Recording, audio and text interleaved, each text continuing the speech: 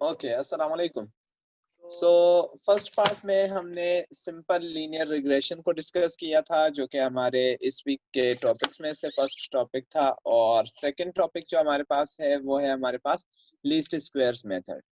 सो least squares method हमारे पास और कोई नई चीज नहीं बताता, ये सिर्फ एक टेक्निक, एक स्ट्रेटजी है उसी रिग्रेशन लाइन को फिट करने की, उसी रिग्रेशन लाइन को ड्रॉ करने की, वही रिलेशनशिप बिटवीन टू डिपेंडेंट और इंडिपेंडेंट वेरिएबल्स जो है वो वाजे करने की, इलस्ट्रेट करने की, दिखाने की एक स्ट्रेटजी, एक टेक्निक है जिसको हम लीस्ट स्क्वायर मेथड के नाम से कह रहे हैं। अब इस मेथड का जो बुनियादी पॉइंट है वो ये है कि अगर आप फिट कर रहे हैं रिग्रेशन लाइन और आप जो है रिलेशनशिप ड्रॉ करना चाह रहे हैं किसी भी दो वेरिएबल्स के दरमियान, तो जो रिलेशन आप प्रिडिक्ट कर रहे हैं, से फॉर एग्जांपल आप कह रहे हैं कि आपके पास क्या है, आपकी हर वाई, अच्छा ओके सॉरी मैंने ये ऑन नहीं किया।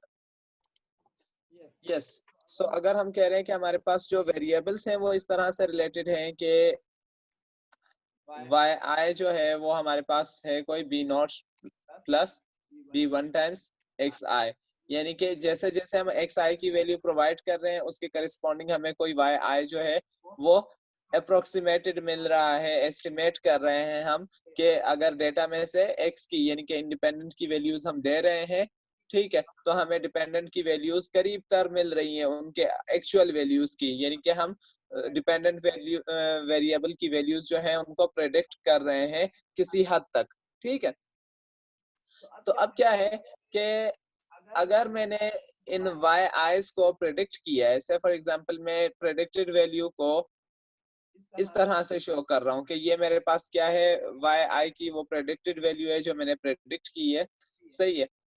और ये जो है एक्चुअल वैल्यू है वाई आई की, यानी कि वाई आई की अपनी वैल्यू जो है, यहाँ पर कुछ भी नहीं है, ठीक है, जो उसकी ओरिजिनल डेटा सेट में मौजूद वैल्यू थी ये वो वैल्यू है, ठीक है। तो अगर इन दोनों वैल्यूज का डिफरेंस हम निकाल रहे हैं तो हम क्या देख रहे हैं, डेविएशन देख रहे हैं, डिफरेंस देख रहे हैं y की ऑब्जर्व्ड वैल्यू और y की एस्टिमेटेड वैल्यू, यानी कि जो वैल्यू हमने अपने रिग्रेशन लाइन के मुताबिक निकाली है उस वैल्यू और जो डेटा के अंदर मौजूद वैल्यू है उन दोनों के दरमियान डिफरेंस कितना है। तो अगर इन सब डिफरेंसेस का सम करते हैं तो हमारे पास हमेशा ये होता है कि सम ऑफ डिविएशंस जो है वो 0 होता है, तो इसीलिए हम क्या करते हैं कि डेविएशंस के स्क्वायर्स का सम करते हैं। अब हमारे पास जो अभी हम टॉपिक डिस्कस कर रहे हैं, let me show you it again. So हमारे पास लीस्ट स्क्वायर्स मेथड जो है वो इन्हीं डिविएशंस के सम की बात करता है कि अगर आपके पास ये इन डेविएशंस के स्क्वायर्स का सम मिनिमम है, ठीक है, तो आपके पास क्या है कि आप का जो रिग्रेशन लाइन है या आपका जो मॉडल है वो बेस्ट फिट करेगा, वो डेटा को ज्यादा से ज्यादा अच्छे तरीके से प्रेडिक्ट करके देगा, एस्टिमेट करके देगा, that would be a good guess, आपको करीब तरीन वैल्यूज देगा ओरिजिनल वैल्यूज के, ठीक है। उस रिलेशनशिप के मुताबिक आप मजीद अगर किसी पॉइंट के ऊपर डिपेंडेंट वेरिएबल को गेस करना, प्रेडिक्ट करना चाहते हैं, so your approximation would be a better one. अब यहाँ पर क्या हो रहा है कि अगर इसको हम करने की कोशिश कर रहे हैं तो से फॉर एग्जांपल हमने वही जो हम अरमान के पिज्जा पार्लर की बात कर रहे थे, तो अगर उनके 10 रेस्टोरेंट्स का डेटा हम ले रहे हैं कि हमारे पास क्या है कि पहले रेस्टोरेंट में 2000 स्टूडेंट्स की पॉपुलेशन है और उनकी जो क्वार्टरली सेल हो रही है वो 58,000 हो रही है। नेक्स्ट रेस्टोरेंट में 6000 पॉपुलेशन है स्टूडेंट्स की और उनकी क्वार्टरली सेल $105,000 हो रही है। सिमिलरली पांचवे जो स्कूल है उसमें पॉपुलेशन जो है स्टूडेंट्स की वो 12,000 है, तो सेल उसकी $117,000 हो रही है एंड सो ऑन, ठीक है। तो ये डेटा अगर हमारे पास मौजूद है, हमने पहले भी बात की थी कि जब हमारे पास डेटा अवेलेबल है, अब ये हमने क्या किया देखें, ये हमने पूरा पॉपुलेशन नहीं लिया, सही है, हमने क्या लिया है, एक छोटा सा सैंपल लिया है, यानी कि आर्मन के अगर कोई 200-300 रेस्टोरेंट्स है या मे बी कोई 20-30 रेस्टोरेंट्स हो, जितने भी हैं, उसमें से हमने सिर्फ एक 10 रेस्टोरेंट्स का सैंपल लिया है, उसको हम स्टडी करने जा रहे हैं। ठीक है, तो हम क्या करेंगे कि इसको पहले इसका स्कैटर प्लॉट बना देंगे। सो हमने एक्स एक्सिस पे नंबर ऑफ स्टूडेंट्स या पॉपुलेशन ऑफ स्टूडेंट्स लिखा, स्कूल के अंदर जितने कॉलेज में या स्कूल में स्टूडेंट्स हैं वो, और उनके करस्पॉन्डिंग वाई एक्सिस पे हमने क्या किया कि क्वार्टरली सेल्स जो हैं उनको हमने प्लॉट किया। तो अगर हम देख रहे हैं तो हमारे पास जो ट्रेंड लाइन बन रही है वो कुछ इस तरह से बन रही है, यानी कि हमारा जो रिलेशनशिप बन रहा है वो अगर हम यहाँ पर देखें तो हमें लग रहा है कि एक तरह से जो मिलेगा तो वो कोई ना कोई पॉजिटिव रिलेशनशिप मिलेगा। और अगर इसके अलावा हम मतलब जो टेबल में डेटा है उसको भी देखें तो वहां से हमें लग रहा है कि जो जो हमारे पास पॉपुलेशन बढ़ती जा रही है उसके साथ साथ जो है हमारे पास डॉलर्स की तादाद भी, यानी कि जो सेल्स है उनकी पेमेंट भी बढ़ती जा रही है। तो दोनों सूरत हाल से टेबल को देखें या फिगर को देखें, ग्राफ को देखें, दोनों सूरत हाल में लग रहा है कि okay they are going to have some positive relationship with one another. अब हम क्या कर रहे हैं कि हमने इस मॉडल के लिए जो प्रेडिक्टिव वैल्यू जो है, प्रेडिक्टेड वैल्यू निकालने के लिए हमने जो इक्वेशन बनाई, रिग्रेशन इक्वेशन जो बनाई, वो हमने ये वाली बना ली कि Y I hat would be equal to some b naught plus b1 xi, इस तरह से। अब यहाँ पर xi क्या है, हमारा इंडिपेंडेंट वेरिएबल है जो स्टूडेंट पॉपुलेशन बताएगा, और yi हमारे पास क्या है, ये वो प्रेडिक्टेड वैल्यू है जो सेल्स बताएगा हमें। यस, सो हमारा मेन टारगेट क्या है कि हमने रिग्रेशन इक्वेशन जो है उसको इवेल्युएट करना है, यानी कि हम प्रेडिक्ट करना चाह रहे हैं y की values from the given values of x, यानी कि x की वैल्यूज हम अगर पुट करते जाएं और हमें प्रेडिक्ट होता जाए कि उसके करस्पॉन्डिंग y की वैल्यू क्या होगी। ठीक हो गया।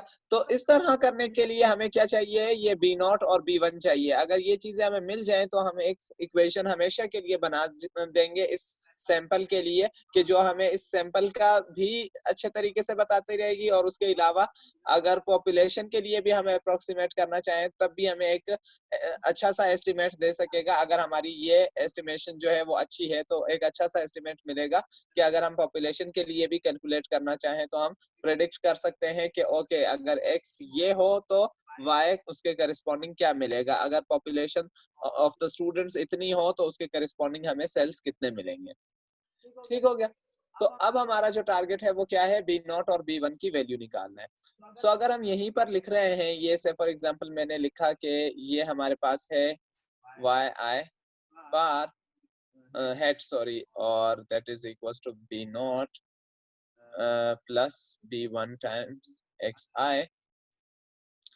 तो अगर हम इसको सिंपल इस तरह से लिखें कि किसी भी एक पॉइंट पे, या हम अगर सिंपल लिखें कि y is equal to b0 plus b1 times x, अगर इसके ऊपर हम एक्सपेक्टेशन लेते हैं दोनों साइड पे तो हमारे पास क्या हो जाएगा, expectation of y equal to expectation of b0 plus expectation of b1 times x। So यहाँ पर x भी जनरल है, y भी जनरल है, like that could be whatever. So यहाँ हमने इसको इंडेक्स वाइज किया था कि x1 के करस्पॉन्डिंग y1 हेट मिलेगा, x2 के करस्पॉन्डिंग y2 हेट मिलेगा। यहाँ पर हम कह रहे हैं कि किसी भी x के करस्पॉन्डिंग कोई भी y मिलेगा। ठीक है, अब हमें पता है एक्सपेक्टेड वैल्यू ऑफ y, यानी कि y का एवरेज जो कि y बार के साथ हम लिखते हैं, इक्वल्स टू, यहाँ पर क्या है कि कांस्टेंट नंबर है तो कांस्टेंट नंबर का एवरेज जो है वो अगेन सेम वही कांस्टेंट नंबर आता है। यानी कि अगर मैं कहता हूँ कि भाई हमारे पास 2 है, ठीक है, तो 2 अगर मेरे पास 10 बार भी हो, उसका मैं अगर एवरेज लूंगा तो क्या होगा कि 10 बार हमारे पास 2 है तो that would B 10 times 2 divided by total number 10 है, तो अगेन उसका एवरेज जो आएगा वो 2 आएगा। सो कांस्टेंट नंबर का एवरेज अगर हम ले रहे हैं तो वो अगेन कांस्टेंट आएगा। प्लस यहाँ पर अगर हमारे पास कोई कांस्टेंट मल्टीपल है किसी वेरिएबल का तो वो कांस्टेंट हम कहते हैं कि कांस्टेंट को अगर आप बाहर रख लें यानी कि फैक्टर आउट कर लें और आप क्या ले लें एक्सपेक्टेशन ऑफ एक्स जो कि एक्स बार हो जाएगी। ठीक है, यहाँ से अगर मैं बी नॉट निकालना चाहता हूं तो बी नॉट मुझे किस तरह से मिलेगा कि that would be equal to Y bar minus B one times X bar, ये मुझे मिल जाएगा बी नॉट। अब हमारा टास्क है बी वन को कैलकुलेट करना। सो बी वन के लिए अगर हम ये कर रहे हैं कि Y I hat equals to B not plus B one X I, ठीक है, और इसके साथ साथ हम जो है ये वाली ले रहे हैं, जैसे फॉर एग्जांपल इक्वेशन के एक्सपेक्टेड वैल्यू वाली यानी कि Y bar equals to B not plus B one times X bar. अगर हम इन दोनों इक्वेशंस को ले रहे हैं यानी कि ये एक हमारी रिग्रेशन इक्वेशन और ये दूसरी जो हमने एस्टिमेटेड इक्वेशन अभी थोड़ी देर पहले यूज की थी बी नॉट के केस में, तो अगर इन दोनों इक्वेशंस को आपस में हम सब्ट्रैक्ट करवा दें तो हमारे पास क्या आएगा कि B not would get cancel, बाकी हमारे पास क्या बचेगा Y I hat minus Y bar equals to B one times x I minus x bar, इस तरह से। अब अगर इसके दोनों साइड पे हम एक्स आई माइनस एक्स बार मल्टीप्लाई करवा दें तो हमारे पास क्या आ जाएगा बी वन टाइम्स एक्स आई माइनस एक्स बार स्क्वायर हो जाएगा इस तरफ, और इस तरफ हो जाएगा एक्स आई minus x bar times y आई हेट माइनस वाई बार, इस तरह से हो जाएगा। अगर हम दोनों साइड पे समेशन ले लेते हैं तो यहाँ पर भी समेशन आ जाएगा और यहाँ पर भी समेशन आ जाएगा। ठीक हो गया, तो ये b1 हमारे पास कांस्टेंट है तो ये समेशन से बाहर आ जाएगा b1, और यहाँ पर समेशन एक्स आई minus x bar whole square पे आ जाएगी। अगर उस पूरे को डिवाइड करवाते हैं तो हमारे पास क्या आ जाएगा summation of x I minus x bar times y I hat minus Y bar divided by summation of x I minus x bar. तो हमारे पास b1 के लिए ये वाला रिलेशन या ये वाला फॉर्मूला बन जाएगा। अगर मुझे b1 का पता चल जाता है तो मैं उसको सब्स्टिट्यूट करके b नॉट आराम से कैलकुलेट कर सकता हूँ इस रिलेशन में से या किसी में से भी। ठीक है, तो जब हमें b नॉट और b1 इसी तरह से मिल जाते हैं तो हमारा ये रिग्रेशन इक्वेशन जो है वो कंप्लीट बन जाती है। फिर इसमें कोई भी एक्सपुट करके हम कोई भी y एस्टिमेट कर सकते हैं। अब वो एस्टिमेशन कितनी अच्छी है कितनी बुरी है उसके लिए हम आगे कैलकुलेशंस करते हैं कि पता चले कि whether we are getting a better approximation or an ill estimation। ठीक हो गया, सो यहाँ अगर हम देख रहे हैं तो हमें बी नॉट का b1 का भी फार्मूला मिल रहा है और उसके साथ साथ बी नॉट का भी मिल रहा है। नोटेशन यहाँ की और मेरी हो सकता है थोड़ी बहुत आगे पीछे हो, लेकिन आइडिया जो है वो मोर और लेस सेम ही है। ठीक हो गया, सो b1 को और b नॉट को हम इस तरह से कैलकुलेट कर लेते हैं जिस तरह यहाँ टेबल में दिया गया है आपके पास। और हमारा टारगेट क्या होता है जब हम लीस्ट स्क्वायर क्राइटेरिया करते हैं तो हमारा टारगेट क्या होता है कि ये जो हमने एस्टिमेटेड वैल्यू निकाली है, जो हमने प्रेडिक्ट की है वैल्यू, जो हमने रिग्रेशन इक्वेशन से वैल्यू निकाली है वो वैल्यू और जो ऑब्जर्व्ड वैल्यू है यानी कि जो ओरिजिनल वैल्यू डेटा में गिवन है, ठीक है, इन दोनों वैल्यूज के दरमियान कम से कम डिफरेंस हो। ठीक है, हम क्या करते हैं इन दोनों वैल्यूज की हर पॉइंट पे देखते हैं कि इनका डिफरेंस जो है यानी कि जो वैल्यू हम निकाल रहे हैं यानी कि x2 है तो उस 2 के लिए जो ओरिजिनल डेटा में मौजूद वैल्यू है व्हाटएवर वो और जो वैल्यू हमने कंप्यूट की है उस वैल्यू, इन दोनों वैल्यूज में कितना डिफरेंस है। फिर अगर x3 है तो उसके लिए जो डेटा में मौजूद वैल्यू है वो और जो हमने कंप्यूट की है उसके दरमियान कितना डिफरेंस है। इन सब डेविएशंस के स्क्वायर्स करते हैं, उनका सम करते हैं और हमारा इंटरेस्ट होता है कि वो कम से कम हो। कम से कम डिफरेंस होगा हमारे कंप्यूटेड वैल्यूज, हमारे प्रेडिक्टेड वैल्यूज और ओरिजिनल वैल्यूज जो डेटा में अवेलेबल हैं इनके दरमियान कम से कम डिफरेंस होगा तो हमारा जो रिग्रेशन होगा वो बेस्ट फिट होगा, वो अच्छे तरीके से प्रेडिक्ट करेगा। ठीक हो गया,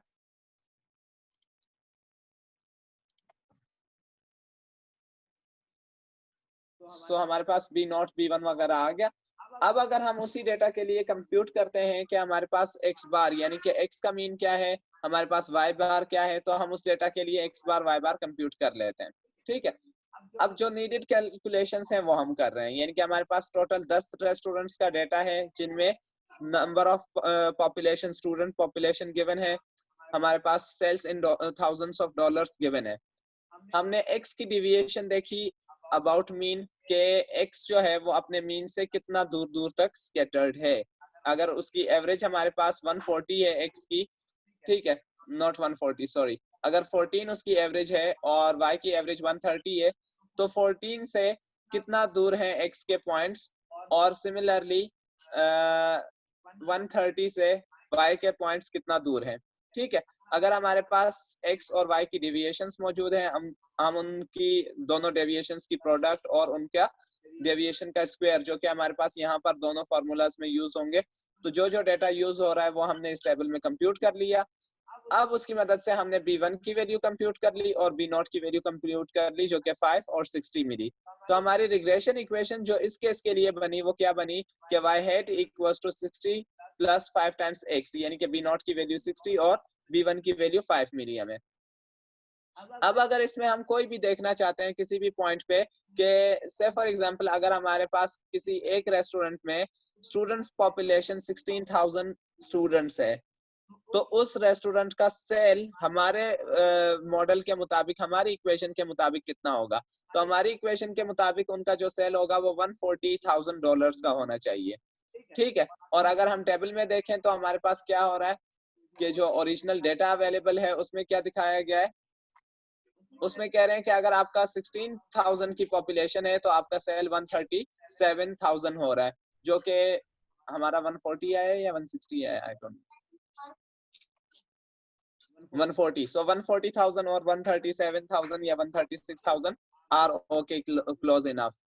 ठीक हो गया। सो हमने जो रिग्रेशन इक्वेशन बनाई उसकी अगर हम लाइन ड्रॉ करते हैं, यानी कि y hat equals to 60 plus 5 times x की अगर लाइन ड्रॉ करते हैं हम, तो वो इस तरह से डेटा को फिट होती है, यानी कि कुछ पॉइंट्स को बहुत ज्यादा करीब और कुछ पॉइंट्स उससे थोड़ा थोड़ा सा दूर। ठीक हो गया। सो ये था हमारे पास लीस्ट स्क्वायर्स की स्ट्रेटेजी के जिसमें हम कोशिश करते हैं कि हमारी जो लाइन हम ड्रॉ कर रहे हैं, जो रिग्रेशन इक्वेशन हम बना रहे हैं, वो ज्यादा से ज्यादा बेटर अप्रोक्सीमेशन, ज्यादा से ज्यादा बेटर एस्टिमेशन हमें दे, अच्छे से अच्छा प्रेडिक्ट करके दे हमें कि what would happen if we are putting certain values of the independent variable and how would the dependent variable behave accordingly। ठीक हो गया।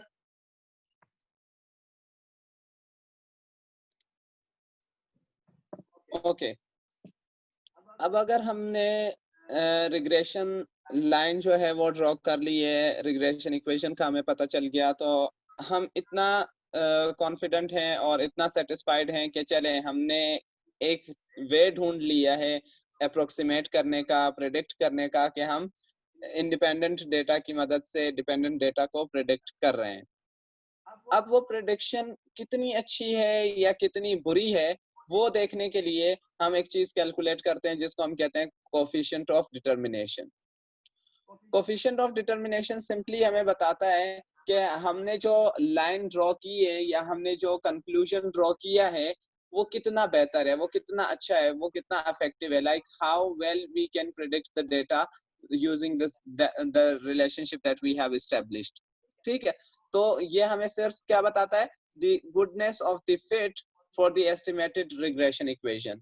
सिंपल ये बताता है कि हमारी रिग्रेशन इक्वेशन जो है, जो हम एस्टिमेट कर रहे हैं, वो कितनी बेहतर है, इधर it is a good regression और नॉट।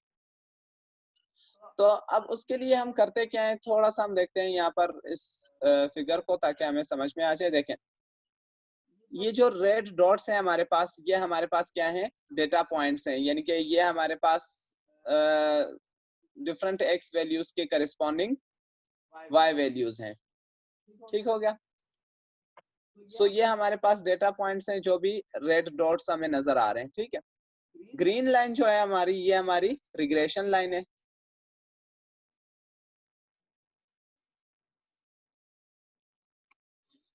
हमने क्या किया, जितनी भी हमारी y वैल्यूज हैं, यानी कि ये जो रेड डॉट्स की y वैल्यूज हैं, इनका हमने एवरेज लिया, जो कि एवरेज हमें क्या मिला, 135 मिला। ठीक है, y वैल्यूज का एवरेज हम पहले ले चुके हैं, कैलकुलेट कर चुके हैं, तो वो हमें 35 मिला, या 135 या 130 इस तरह का कुछ मिला है, ये लिखा हुआ है 130 मिला हुआ है। ठीक है, सो उस 130 पे हमने एक हॉरिजॉन्टल लाइन ड्रॉ कर दी।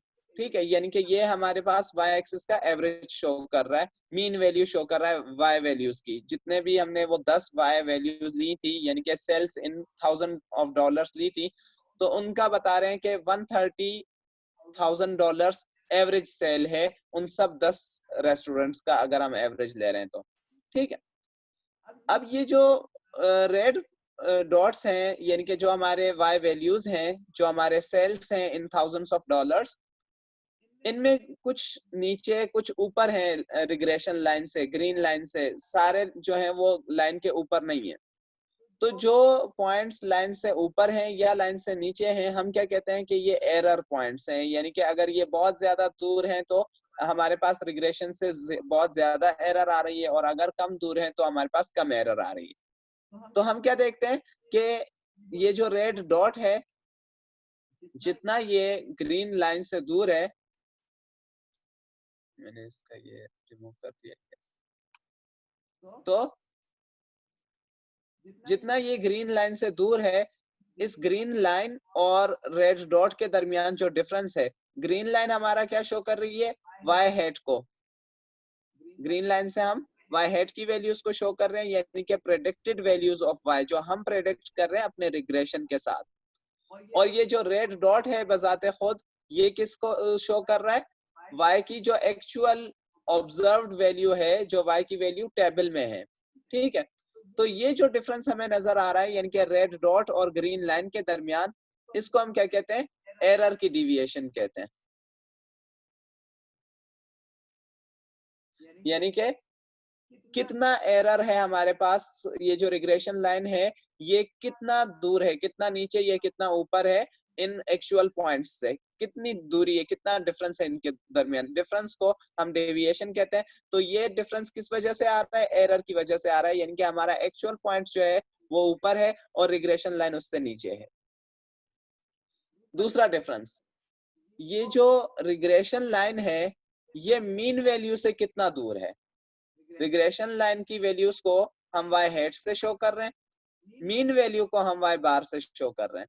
तो ये जो इन दोनों के दरमियान डिफरेंस है, इस डिफरेंस को हम क्या कहते हैं, मीन से डिफरेंस। सही है, यानी कि एस्टिमेटेड वैल्यू से डिफरेंस। रिग्रेशन लाइन का हमारे पास एस्टिमेटेड वैल्यू से जो डिफरेंस है उसको हम इससे शो करते हैं। ठीक हो गया। सो इसको हम कहते हैं रिग्रेशन का डिविएशन, यानी कि रिग्रेशन एवरेज से कितना दूर है। सो ये हमारे पास क्या हो जाता है, रिग्रेशन का डिविएशन। जो एक्चुअल ऑब्जर्व्ड वैल्यू है, यानी कि y की जो एक्चुअल वैल्यू डेटा में अवेलेबल है, वो वैल्यू y के मीन से कितना दूर है। ये y की ऑब्जर्व्ड वैल्यू है और ये y का मीन है, इसको हम कहते हैं टोटल डिविएशन। ठीक है, तो हम क्या करते हैं कि इन सब डेविएशंस को उठाते हैं, यानी कि तीनों किस्म की जो डेविएशन है। अब इससे हमें क्या मिल रहा है, देखें, ये जो एरर डेविएशन और रिग्रेशन की डेविएशन है, इन दोनों को अगर मिलाया जाए तो हमें टोटल डेविएशन मिलता है। ठीक है, तो हम इसका रिलेशनशिप ड्रॉ कर लेते हैं और उसके बाद फैसला करते हैं कि हमारी रिग्रेशन लाइन में अगर एरर डेविएशन ज्यादा है, अब यहाँ से देखें ना, हमें पता चल रहा है कि एरर डेविएशन और रिग्रेशन डेविएशन दोनों को अगर ऐड करें तो हमें टोटल डेविएशन मिल रहा है। तो हम कह रहे हैं कि देखें, अगर एरर डेविएशन ज्यादा है तो मतलब हमारा रिग्रेशन जो हमने लाइन ड्रॉ की है वो अच्छी लाइन नहीं है, वो अच्छा रिलेशनशिप नहीं बता रहा, वीक रिलेशनशिप बता रहा है, जो है वो अच्छी एस्टिमेशन नहीं है, हमने पुअर एस्टिमेशन की है। और अगर हमारे पास एरर डेविएशन जो है वो कम से कम है, ठीक है, तो हम क्या कहेंगे कि हमारे पास जो ज्यादा से ज्यादा डेविएशन है वो रिग्रेशन डेविएशन है टोटल डेविएशन में से। तो हमारे पास क्या है कि हमारा जो हमने रिग्रेशन लाइन बनाई है वो डेटा को अच्छे से अच्छे फिट कर रही है, ज्यादा से ज्यादा बेहतर रिजल्ट्स हमें दे रहे हैं।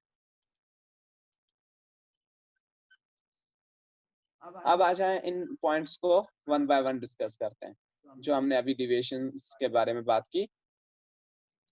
तो अगर हम देख रहे हैं कि हमारे पास जो हमने प्रेडिक्ट की हैं वैल्यूज, वाई हेड के साथ हम प्रेडिक्टेड वैल्यूज को शो करते हैं जो हमने रिग्रेशन इक्वेशन के थ्रू प्रेडिक्ट की हैं, वो वैल्यूज वाई की वैल्यूज से कितना दूर हैं, तो इनको हम क्या कहते हैं, एरर वाली डिविएशन कहते हैं। क्योंकि जितना हमारी लाइन जो है वो एक्चुअल वैल्यूज से नीचे या ऊपर होगी उतना उसमें एरर होगा, ठीक है। अब इन डेविएशन का हमने स्क्वायर किया और सम किया, तो ये हमारे पास क्या हो जाता है, sum of square due to error, यानी कि एरर की वजह से जो डेविएशंस आ रही हैं उनके स्क्वायर का सम। इसको हम डिनोट करते हैं SSE के साथ। नेक्स्ट हमारे पास क्या था कि मीन से जो डेविएशन आती है और टोटल डेविएशन। तो यहाँ पर अगर हम SSE निकालना चाह रहे हैं तो हमारे पास क्या है, 10 रेस्टोरेंट्स हैं, हमारे पास X की वैल्यूज हैं, Y की वैल्यूज हैं, हमने क्या किया, प्रेडिक्टेड सेल निकाले। अब हमारे पास ओरिजिनल सेल कितना था, 58 था, जो हमने प्रेडिक्टेड वैल्यू निकाली वो 70 थी, जो हमारे इस रिग्रेशन इक्वेशन के मुताबिक निकली है वो 2000 पॉपुलेशन के लिए $70,000 निकली है। तो हमारे पास डिफरेंस जो आया वो कितना आया, $12,000 का डिफरेंस आया एक्चुअल वैल्यू और हमारी प्रेडिक्टेड वैल्यू में। नेक्स्ट रेस्टोरेंट जिसमें 6000 स्टूडेंट्स की पॉपुलेशन है, उसका एक्चुअल सेल जो डेटा में अवेलेबल है वो $105,000 है, हमने जो कंप्यूट किया वो $90,000 कंप्यूट किया है, यानी कि 15,000 का डिफरेंस है। इसी तरह से कहीं पर हमारे पास बहुत कम यानी कि सिर्फ 3-3 हजार का डिफरेंस है, एंड कहीं पर बहुत ज्यादा यानी कि जिस तरह $21,000 का डिफरेंस है। तो ये जो डिफरेंसेस हैं हमारे पास, ये हमें क्या शो कर रहे हैं, एरर शो कर रहे हैं, यानी कि हमारी रिग्रेशन लाइन जो है वो एक्चुअल पॉइंट से बहुत कम है या बहुत ज्यादा है। यहाँ देखें 12,000 ज्यादा बता दिए हैं, 18,000 ज्यादा बता दिए हैं, या फिर 21,000 कम बता दिए, एंड सो ऑन। अब अगर इन सब डिविएशंस का, इन सब डिफरेंसेस का हमने सम लिया तो हमें जो sum of squares due to error मिला वो मिला $15,030,000, नॉट $1,000 सॉरी, क्योंकि ये डिफरेंस जो है ये $1,000 में है और उसका स्क्वायर जो है वो स्क्वायर डॉलर से $1,000 squared, which makes no sense, तो इसका यूनिट जो है वो हम नहीं पढ़ेंगे, सॉरी। सो ये हो गया हमारे पास SSE कंप्यूट करने का तरीका, क्योंकि आगे हमारे काम आनी है ये चीजें। So let's move ahead.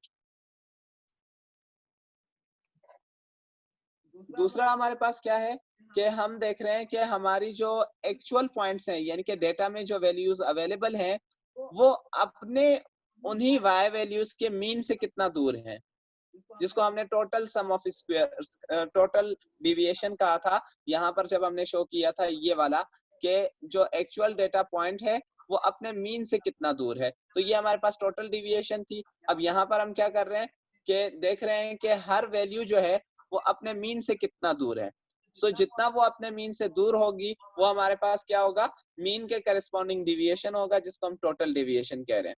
उन्हीं डिविएशंस का अगर हम स्क्वायर करके सम करते हैं तो ये हमें क्या मिल जाता है, सम ऑफ टोटल डेविएशंस या टोटल सम ऑफ स्क्वायर्स। ठीक हो गया। जब ये हमारे पास कंप्यूट हो गया, तीसरा हमारे पास क्या था, डेविएशन ड्यू टू रिग्रेशन।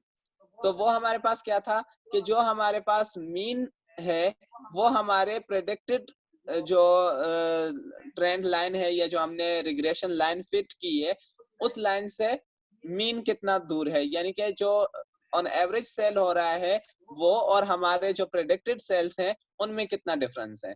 तो अगर इन डिविएशंस का स्क्वायर करके सम करते हैं तो ये हमें देता है sum of squares due to regression. तो हमने अभी थोड़ी देर पहले बात की थी कि अगर हम देख रहे हैं इसको, अगर यहाँ पर हम देख रहे हैं तो हमें क्या मिल रहा है कि एरर का डिविएशन और रिग्रेशन का जो डिविएशन है इनको अगर हम प्लस करते हैं तो हमें टोटल डिविएशन मिलता है। तो हम क्या कहेंगे कि sum of squares due to error plus sum of squares due to regression बराबर होगा sum of squares for total या टोटल सम ऑफ स्क्वायर्स। इस तरह से तो हम कह रहे हैं कि अगर इन तीन क्वांटिटीज में से कोई भी दो क्वांटिटीज ये दो मिली हुई हो तो हम तीसरी कैलकुलेट कर लेंगे, या ये दो गिवन हो तो हम ये तीसरी, या किसी भी सूरत इन दो तीन में से अगर दो गिवन है तो हम तीसरी कैलकुलेट कर लेंगे।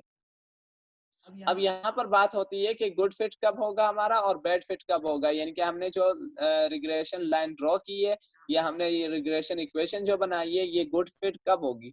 तो हम कह रहे हैं कि अगर एरर कम से कम होगी तो हमारे पास बेस्ट फिट होगा, यानी कि अगर हमारे पास ये sum of squares due to regression जो है ये अगर हमारे पास ज्यादा से ज्यादा होता है तो हमारे पास क्या हो जाएगा, हमारा बेस्ट फिट होगा। तो हम कहते हैं कि अगर देखें इन दोनों का यानी कि sum of squares due to error और sum of squares due to regression, इन दोनों का सम करते हैं तो टोटल सम ऑफ स्क्वायर्स हमें मिलता है। हम कह रहे हैं कि कम प्रोपोर्शन, कम हिस्सा sum of squares due to error का हो और ज्यादा से ज्यादा part sum of squares due to regression का हो इस टोटल में। तो हम क्या देखते हैं, प्रोपोर्शन देखते हैं, हिस्सा देखते हैं sum of squares due to regression का with respect to total sum of squares. हम कहते हैं कि अगर ये नियर टू 1 है, क्लोज टू 1 है, ये जो रेशो है हमारे पास, ये जो प्रोपोर्शन है ये अगर 1 के करीब करीब है तो हमारे पास क्या है, जो फिट है, जो हमारी ग्रीन लाइन जो हमने रिग्रेशन लाइन ड्रॉ की है ये बेहतर से बेहतर अप्रोक्सीमेशन है, अच्छे से अच्छी प्रेडिक्शंस देगा। और अगर ये हमारे पास 0 के करीब है, ठीक है, तो ये हमारे पास पुअर फिट है, बहुत बुरी प्रेडिक्शंस देगा, अच्छा रिलेशनशिप नहीं डिपिक्ट करके देगा। अब इस रेशो को हम डिनोट करते हैं आर स्क्वायर के साथ और इसको हम कहते हैं कोएफिशिएंट ऑफ डिटरमिनेशन। क्या स्पेलिंग होती है?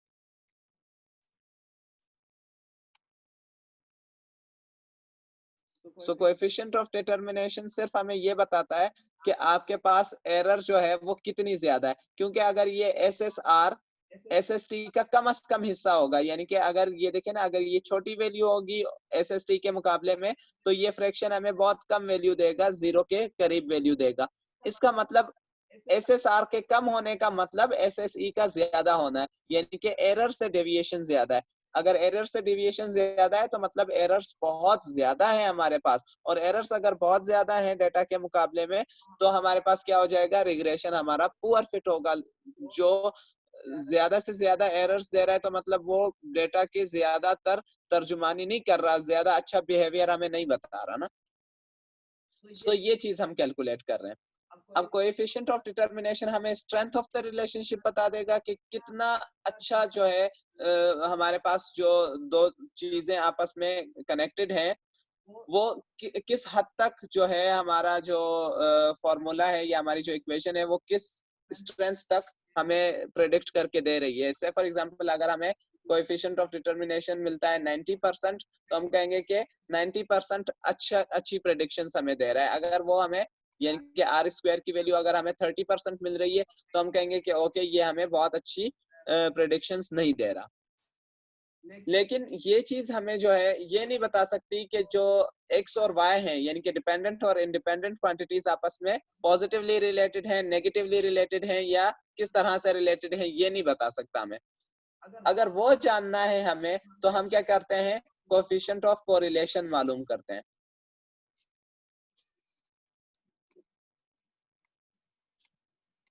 कोएफिशिएंट ऑफ कोरिलेशन को हम सिंपल r से डिनोट करते हैं, जो कि क्या होता है, इसी आर स्क्वायर का स्क्वायर रूट होता है। लेकिन उसके साथ हम एक और चीज मल्टीप्लाई कर लेते हैं। हमारे पास जो b1 होता है रिग्रेशन इक्वेशन में, उसकी साइन उठाकर साइन ऑफ b1 वो हम मल्टीप्लाई करते हैं square root of coefficient of determination के साथ। सो जो भी हमारे पास आंसर आता है, अब कोएफिशिएंट ऑफ डिटरमिनेशन का स्क्वायर रूट लेंगे तो हमारे पास कोई ना कोई न्यूमेरिकल वैल्यू आएगी। उसके साथ b1 की साइन अगर पॉजिटिव है तो वो प्लस मल्टीप्लाई कर लेते हैं, अगर नेगेटिव है तो वो माइनस मल्टीप्लाई कर लेते हैं, तो हमें कोएफिशिएंट ऑफ कोरिलेशन मिलता है। वो एक तो ये बताता है, अगर हमें मिलता है कि कोएफिशिएंट ऑफ कोरिलेशन 90% है तो इसका मतलब x और y में बहुत स्ट्रॉन्ग रिलेशनशिप है। अगर वो पॉजिटिव है तो ये बताएगा कि इन दोनों में एक स्ट्रॉन्ग पॉजिटिव रिलेशनशिप है, यानी कि अगर एक चीज x की वैल्यूज इंक्रीज हो रही हैं तो करस्पॉन्डिंग y की वैल्यूज भी इंक्रीज हो रही हैं और ज्यादा हद तक हो रही हैं। और अगर हमारे पास एक नेगेटिव 90% है लेकिन नेगेटिव है, तो इसका मतलब दोनों चीजों में एक स्ट्रॉन्ग रिलेशनशिप है लेकिन इनवर्स रिलेशनशिप है। अगर x की वैल्यूज इंक्रीज हो रही हैं तो y की वैल्यूज तकरीबन उसी लिमिट तक डिक्रीज हो रही हैं। आ गई बात समझ में? इसको हम इस तरह से कैलकुलेट करते हैं। ये हमारे पास सिंपल हो गया कि टोटल सम ऑफ स्क्वायर्स हमारे पास sum of squares due to regression और sum of squares due to error का के इक्वल होता है। अब अगर इसी डेटा के लिए जो डेटा हमारे पास अवेलेबल था, जो अभी हमने आर्मन के पिज्जा पार्लर्स के लिए कैलकुलेट किया, अगर इसके लिए हम sum of squares due to regression देखना चाह रहे हैं तो हमारे पास टोटल डिविएशन भी मौजूद है और हमारे पास एरर से निकाली हुई डेविएशंस के स्क्वायर्स का सम भी मौजूद है, जो हमने ऊपर यहाँ टेबल्स में कैलकुलेट कर लिए हैं दोनों। ठीक है, हमने SST भी कैलकुलेट कर लिया है और हमने SSE भी कैलकुलेट कर लिया है। अगर SST में से SSE निकाल लेते हैं तो हमें SSR मिल जाता है। SST में से अगर SSE को सब्ट्रैक्ट करेंगे तो हमें SSR मिला। अब अगर हम देखते हैं कि SSR SST का कितना प्रोपोर्शन है, यानी कि हमारा टोटल जो सम ऑफ स्क्वायर्स मिल रहा है वो उसमें SSR का यानी कि sum of squares due to regression का कितना हिस्सा है, तो अगर हम SSR को डिवाइड करते हैं SST के साथ तो हमें मिलता है 0.9027, यानी कि R स्क्वायर जो कि कोएफिशिएंट ऑफ डिटर्मिनेशन है, इसकी वैल्यू हमें 0.9027 यानी कि 90.27% मिला हमें। तो हम क्या कह रहे हैं कि ये जो हमें प्रेडिक्ट करके देगा वो 90.27 यानी कि 90% एक्यूरेट प्रेडिक्ट करके देगा। अब ये तो हो गया। उसके बाद हम देखना चाह रहे हैं कि x और y का रिलेशनशिप आपस में कितना स्ट्रॉन्ग है और पॉजिटिव है या नेगेटिव है। उसके लिए हम कोएफिशिएंट ऑफ कोरिलेशन निकालते हैं। तो वो क्या होता है कि कोएफिशिएंट ऑफ कोरिलेशन अगर आप निकालना चाह रहे हैं तो कोएफिशिएंट ऑफ डिटर्मिनेशन का स्क्वायर रूट लें और उसको b1 की साइन के साथ मल्टीप्लाई करवा दें। तो हमारे इक्वेशन जो थी उसमें b1 की साइन पॉजिटिव थी, तो पॉजिटिव के साथ हम square root of square root of 0.9027 को मल्टीप्लाई करवा देते हैं तो हमें मिल जाता है पॉजिटिव 0.9501। यानी कि हमें बताया जा रहा है कि आपके x और y जो हैं उनमें एक पॉजिटिव रिलेशनशिप है और वो 95.01% तक स्ट्रॉन्ग रिलेशनशिप है, यानी कि तकरीबन उनका रिलेशनशिप जो है वो 100% के करीब करीब है, जो कि ये बता रहा है कि अगर आप x को चेंज करते हैं तो y भी उसके साथ चेंज होगा, अगर x इंक्रीज हो रहा है तो y भी उसके साथ तकरीबन उतना ही इंक्रीज होता जा रहा है। ठीक हो गया। ये था तरीका हमारे पास इन चीजों को डिटरमाइन करने का। आपके पास ये चीज हमेशा याद रखनी चाहिए कि हमारे पास जो कोएफिशिएंट ऑफ डिटर्मिनेशन आएगा या कोएफिशिएंट ऑफ कोरिलेशन आएगा, ये कोएफिशिएंट ऑफ डिटर्मिनेशन हमारे पास हमेशा 0 और 1 के दरमियान होगा और कोएफिशिएंट ऑफ कोरिलेशन जो है वो हमारे पास -1 और +1 के दरमियान होगा, जहां पर एक्सट्रीम वैल्यूज -1 उसकी कम से कम वैल्यू है जो कि बताएगा कि प्योरली इनवर्स रिलेशनशिप है दोनों वेरिएबल्स के दरमियान।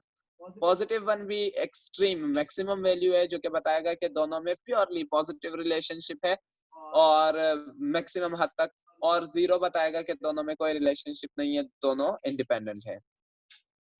इनके वर्किंग फार्मूलाज भी हैं आपके पास कि b1 को किस तरीके से कैलकुलेट किया जा सकता है, कोरिलेशन कोएफिशिएंट को किस तरह से कैलकुलेट किया जा सकता है या डिटर्मिनेशन वाले कोएफिशिएंट को वर्किंग फार्मूला के थ्रू किस तरह से कैलकुलेट किया जा सकता है। तो वो फार्मूलाज जो है उनकी फाइल भी मैं आपके साथ शेयर कर लूंगा।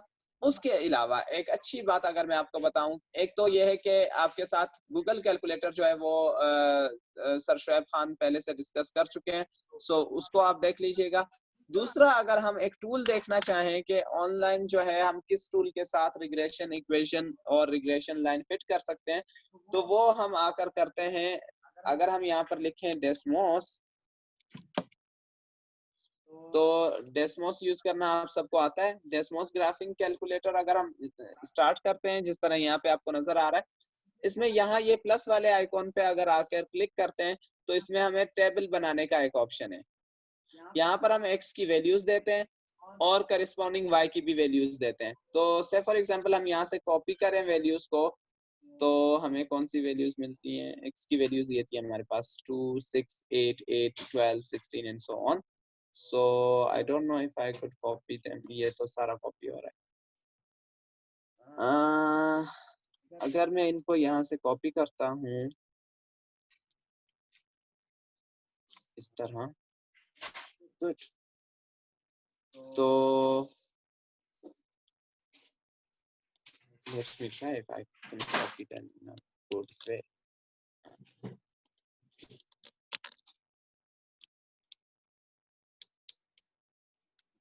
No, this was not a good approach. Okay, so मैं टाइप करता हूँ।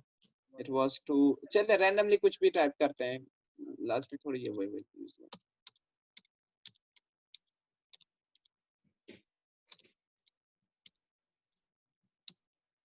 अगर हमने x की वैल्यूज ले ली हैं और उसके करस्पॉन्डिंग हमारे पास y की वैल्यूज हैं, से for example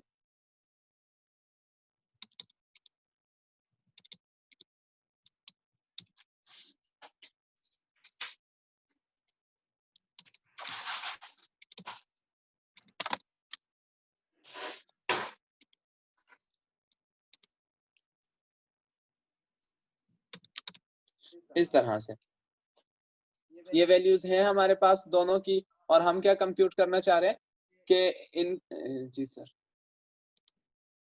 yes.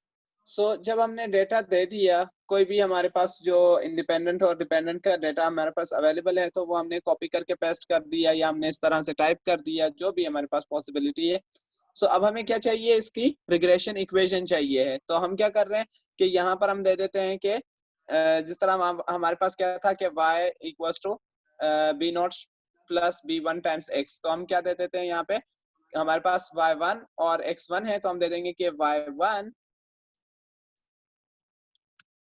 is related to b naught plus b1 times x1। ये तो ये इसने हमें यकदम से सारी चीजें दे दी। इसने हमें दे दिया कि आपके पास जो है आर स्क्वायर यानी कि कोएफिशिएंट ऑफ डिटर्मिनेशन जो है वो 0.03317 है। आर जो है स्मॉल आर यानी कि कोएफिशिएंट ऑफ कोरिलेशन वो आपके पास -0.1821 है। अब ये देखें आपको क्या बता रहा है कि 3.31% आपके पास कोएफिशिएंट ऑफ डिटर्मिनेशन है, यानी कि बहुत बेकार, बहुत बुरा रिग्रेशन फिट मिलेगा हमें। और जो रिलेशनशिप है दोनों के दरमियान वो भी नेगेटिव है और वीक है। पैरामीटर्स की जो वैल्यू मिल रही है, यानी कि बी नॉट की वैल्यू 25.71 मिल रही है और बी वन की वैल्यू नेगेटिव 0.94 मिल रही है। यानी कि अगर हम इसकी इक्वेशन बनाएंगे तो वो इक्वेशन कुछ इस तरह से मिलेगी हमें कि y, ये क्या हो रहा है, सॉरी, कि y1 या हाँ y हेड कर दें या y कर दें, सो दिस वुड बी के y1 या y equals to 25.71 minus 0.94 times x। अगर ये yi है तो ये xi हो जाएगा। ठीक है, सो ये हमारी रिग्रेशन इक्वेशन हो जाएगी। ठीक हो गया। अगर इसके लिए हम एरर्स देखना चाह रहे हैं कि भाई हमारे उसके साथ रिग्रेशन लाइन से एरर कितनी मिल रही है, एरर्स देखना चाह रहे हैं, तो ये हमें एरर्स भी प्लॉट करके दे देगा कि ये आपके पास जो है एरर्स हैं। ये जो ग्रीन में प्लॉट की गई हैं ये हमारी एरर्स हैं, और ये जो ब्लैक में प्लॉट करके इसने दे दी है ये हमारे पास रिग्रेशन लाइन है। ठीक है, अब अगर आप देख भी लें इसको, ठीक है, ये मैंने क्या जूम कर लिए लगता है, ऐसे ये देखें। अगर आप इसको देख भी लेते हैं तो हमारी रिग्रेशन लाइन जो है वो बहुत कम पॉइंट्स के करीब है और बहुत ज्यादा पॉइंट्स से दूर है, और वो भी बहुत ज्यादा दूर है। जिस तरह ये पॉइंट है अगर, तो ये और रिग्रेशन लाइन आपस में बहुत ज्यादा दूर है। तो यहाँ पर देखें हमारे पास एरर बहुत ज्यादा आ रहा है और रिग्रेशन से डेविएशन जो है यानी कि वो कम होगी, क्योंकि अगर एरर इतना ज्यादा है तो definitely sum of squares due to regression बहुत कम होगा। तो अगर वो कम है तो हमारे पास कोफिशिएंट ऑफ डिटर्मिनेशन बहुत कम आएगा, जो कि यहाँ पर आपको नजर आ रहा है कि बहुत ही कम है, 3.31% है, जो कि लाइक जीरो के बहुत ही करीब है। ठीक हो गया। सो ये एक्चुअल तरीकेकार था। अगर आप डेस्मोस यूज करके कर रहे हैं तो आपको रिग्रेशन लाइन भी मिल जाएगी, जो एरर्स आपके पास हैं वो भी आपको मिल जाएंगे, and so on so fourth, सब चीजें जो है वो आपको ये बता देगा। ठीक हो गया। सो पढ़ें इन चीजों को। एक्सरसाइज के क्वेश्चंस कुछ सजेस्टेड हैं, उन क्वेश्चंस को भी करें, और जो सर शुएब खान का आपके साथ लेक्चर शेयर किए उसको भी देखें, and wish you good luck.